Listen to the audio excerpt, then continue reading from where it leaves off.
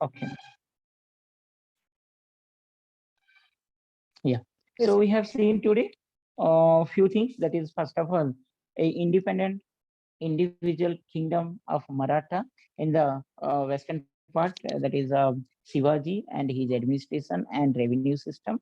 After that, during the Mughal period, contemporary Mughal period, two religious faith, as like Islam, we had two religious faith, that was the Bhakti and Sufi. Similarly, during the Mughal period, we able to see two faith. They were called as the Marathas and the Sikhism. Maratha, few saints' name I told. I hope you have noted down. And the Sikhism. Nowadays, no, yeah, chapter and I mean any other syllabus they are not providing these other, but objective point of view they're asking few questions regarding the Sikh movement. Okay, Khalsa Takht, or that is none other than the yeah, Adi Granth, about the different type of what is it, langar. These are the things among different gurus. In detail we discussed about different type of guru and golden temple Amritsar, most important and common question for any of the exam. Okay, next, this is what the contemporary two religious movement, we can say, not the religion, religious movement. One is Maratha, another is related to the Sikhism. Okay, so I hope you understood completely. So this is altogether medieval period. After the medieval period, after this medieval period, what happened? The rulers after the Aurangzeb, the Mughal period a little bit weakened, and as we know that during Jahangir's time, the Britishers who migrated, Europeans, of course, Europeans who came to India, gradually they try to strengthen their position by taking advantage of the weakness of the Mughal. As a result, we are able to see a transferring of the power from Mughal to European, and that transformation of the power led to the modern period. And during that time, before the modern period, we have one another important feature that was called as the socio-religious movement. Socio-religious movement during this medieval period and the modern period. End of medieval period and the beginning of modern period, if you see, there was a small change, we can say, that was called a socio-religious movement. I hope you have a little bit knowledge on this socio-religious movement. Ma'am, is it completed or not, ma'am? Socio-religious movement. Children, whether it is completed or not. Socio-religious movement. Ma'am, medieval period it is completed, I think, but a socio-religious movement, I don't know whether it is completed or not. Not done. Okay, ma'am. Okay. Separately, So, a little bit of Buddhism and Jainism they have done, but not acha, acha. this part. Okay. So, okay, class. May I continue now, ma'am? Yeah, yes, sir. If you Okay. want to continue, you can do. Yeah. Okay, class. So two periods we clearly complete. Okay. One is related to the ancient period. In the ancient period, we have seen, I hope you remember that what we completed.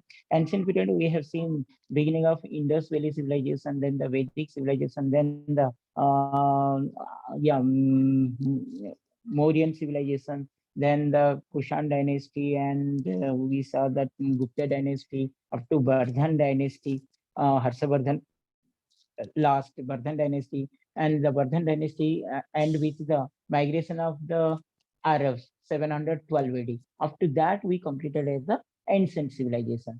712 AD to up to this medieval period. We have seen that medieval period into two parts. One was called as the Delhi Sultanate, only Delhi, that five dynasty we read.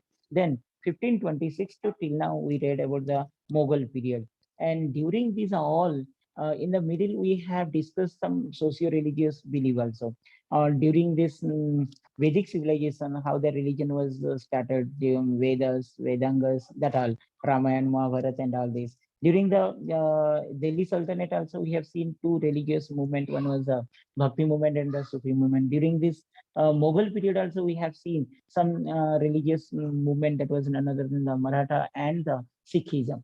Now, end of Mughal period, and during the beginning of modern period, during this period in India, to reconstruct or to to regain the social division. I mean, the social importance. We able to see a movement. Some of the educated, learned, enlightened people, okay, they wanted to bring some change in the Indian culture, and that cultural awakening or cultural awareness, or which is in European country called as Riansa. So that Riansa period in India, we can say as this period, socio-religious reform movement. What do you mean by socio-religious reform movement? In the name of religion, in the name of society, as we know that this is the introduction, try to understand where we were the problematic and how do we want to recover that part we are going to discuss. So during this period, we have inculcated or we created one concept of so many blind beliefs, dogmas in the name of culture, in the name of tradition, in the name of religion, in the name of yeah, like that.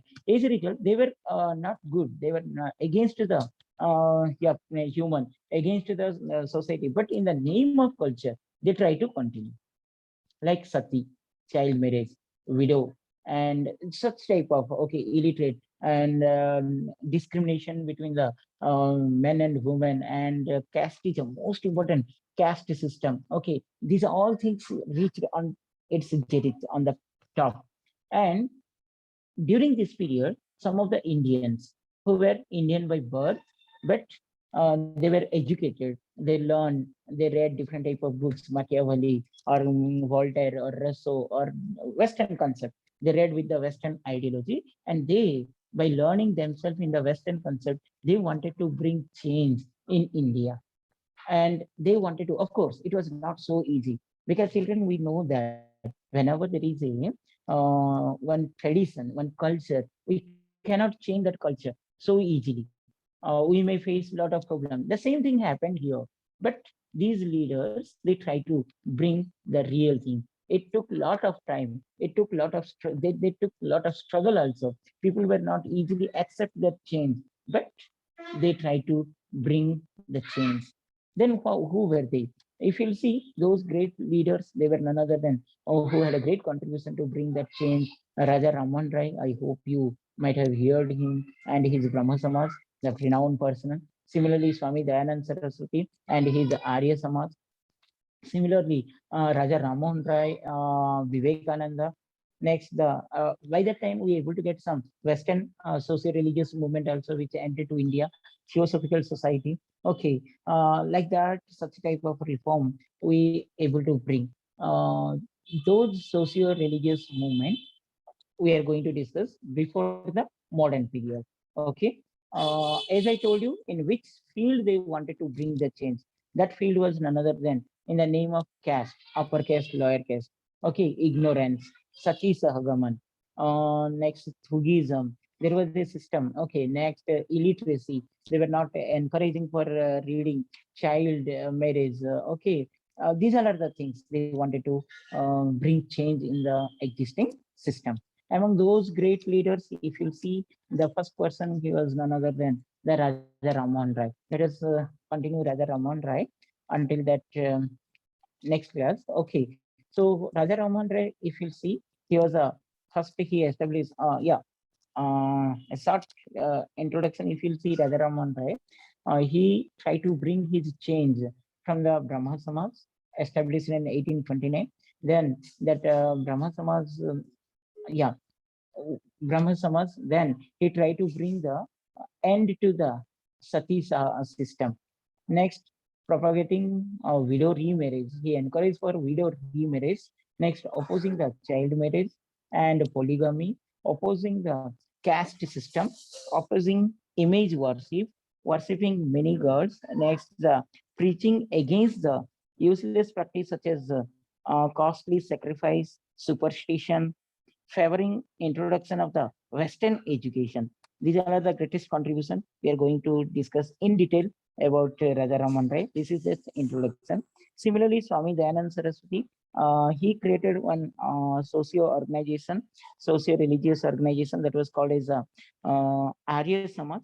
Arya Samaj in 1875 worked for the opposing both caste system and untouchability, and he gave importance to the Suddhi movement. Okay, pioneer in the Suddhi movement. We'll discuss what is that Suddhi movement. He condemned the idol worship and condemned the practice of child marriage and sati also, working for upliftment of women, starting a network of school. DAV, I hope you know that. Then and the Anglo Vedic school and college, because they realize that education only can bring this change. That's why they gave emphasis on the Western language or Western education. Back to the Veda, the most popular slogan given by Swami Dayananda Saraswati was none other than back to the Veda. Okay. Similarly, Swami Vivekananda, we know that along with these two great prominent leaders, Swami Vivekananda, founder of the Ramakrishna Mission, 1896 in and around Ramakrishna Mutt or Ramakrishna Mission. He also a good educated and highly educated, and you know a little bit more about Vivekananda, how he went to preaching of oneness in all religion, world brotherhood. Okay. Next, he praised the Indian culture, gave emphasis on the humanism and free thinking, and how he went for giving speech in the America, that all you know that. Similarly, another socio-religious movement we can say in India, Theosophical Society. Annie Besant, I hope you might have heard one name as Annie Besant and other people who came from Western part to propagate and spread the Theosophical Society. So these all are the things we are going to discuss in this part. Let us start. Uh, Raja Ramon Rai and Brahma Samaj. 18th century and 19th century. If you see a lot of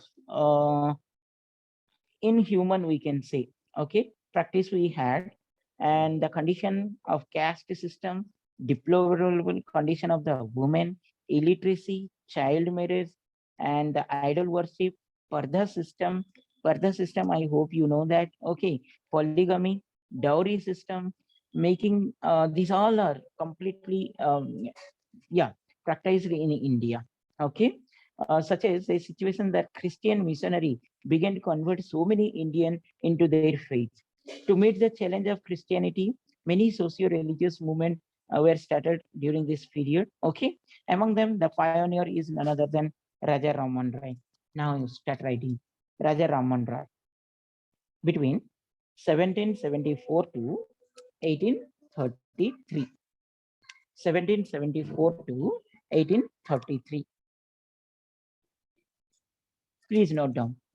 He born in a small village at Radhanagar in Bengal, particularly as Bengali. Okay. He unearthed the modern age in India.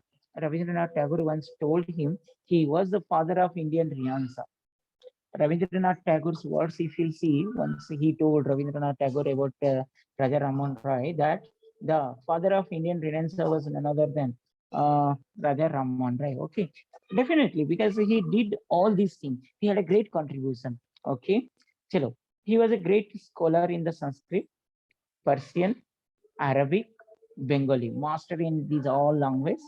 He also studied the Greek, Latin, and the Hebrew language. Okay, Hebrew language by that time, because that was the need of that time. Indian condition by that time, as we know that there was no proper Indian rulers. Mughals were ruling. After the Mughal, the Europeans they came, different type of Europeans. Okay, they came and they tried to exploit India. So that's why that was a need of the time. That linguistic. Okay, he was a linguistic. We can say a lot of language he learned to gain knowledge as well as to bring the change. He made an intensive study of Islam, Christianity, and other religion also. And he served the East India Company between 1805 to 1828. I think, ma'am, can you continue, ma'am? If you want to continue next week, your wish, sir. Today, we will have only the student presentations today and Okay, ma'am. discussion of the model paper. So if you Okay, want to ma'am. conclude it now, you can do that and continue next week. Okay, ma'am. Yeah. So, yeah. Okay, children, As because of now, so many things they Yeah, cannot at a time also they cannot all these. remember. Okay, class. So you gain it, Radha Raman Ray, Dayanand Saraswati, and Vivekananda. It's not new. You have also some knowledge you studied somewhere, but in detail, we'll not go in detail from objective point of view. Few contribution we'll discuss. We'll continue next class, but you can focus on the handwritten that Sivaji, next the Maratha religion, and the yeah, Sikhism. Concentrate that and try to once again regain all the ancient medieval period, whatever all the incidents. Periodically, if you'll see, it will be easy. The most easiest chapter is the history. Only thing you have to make one lineage or the timeline. According to that, you try to recollect the points. If any doubt anytime, you can contact. Thank you, ma'am. Thank you, children. Thank you very much, sir. Yeah. Okay, ma'am. I'm signing.